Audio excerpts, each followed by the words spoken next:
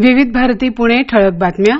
जोधपूर इथे सुरू असलेल्या हवाई दलाच्या तरंग शक्ती या हवाई सरावाचं केंद्रीय संरक्षण मंत्री राजनाथ सिंह आज निरीक्षण करणार आहेत. या हवाई सरावात सूर्यकिरण, सारंग, स्वदेशी लढाऊ विमान तेजस आणि सुखोई 30 आपल्या क्षमतेचं प्रदर्शन करतील. भारतीय हवाई दलाद्वारे आयोजित केला जाणारा हा सर्वात मोठा बहुराष्ट्रीय हवाई सराव आहे. या सरावात भारताच्या तीनही संरक्षण दलांचे प्रमुख तसंच America, Japan, Australia, Singapore, Sri Lanka, UAE आणि ग्रीस या 7 देशांचे हवाई दल प्रमुख सहभागी होत आहेत.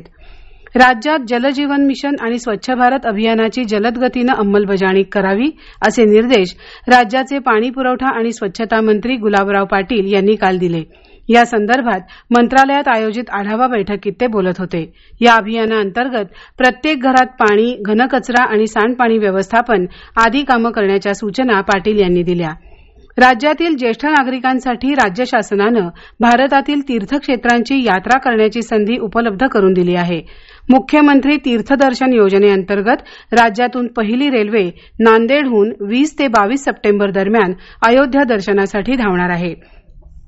परवा आगमन झालेल्या गौरींचं आणि गौरींसहित गणपतींचं आज विसर्जन होत आहे. विसर्जनासाठी महापालिकेतर्फे अनेक ठिकाणी विसर्जन हौदांची व्यवस्था करण्यात आली आहे.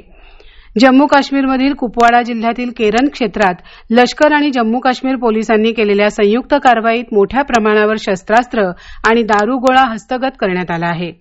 2036च्या ऑलिम्पिकच्या तयारीसाठी चंद्रपूर शहरात म्हाडाच्या 16 एकर जागेवर 135 कोटी रुपये खर्च करून अत्याधुनिक इंडोर स्टेडियमची निर्मिती करण्यात येत असल्याची माहिती राज्याचे वनमंत्री आणि चंद्रपूर जिल्ह्याचे पालकमंत्री सुधीर मुनगंटीवार यांनी दिली.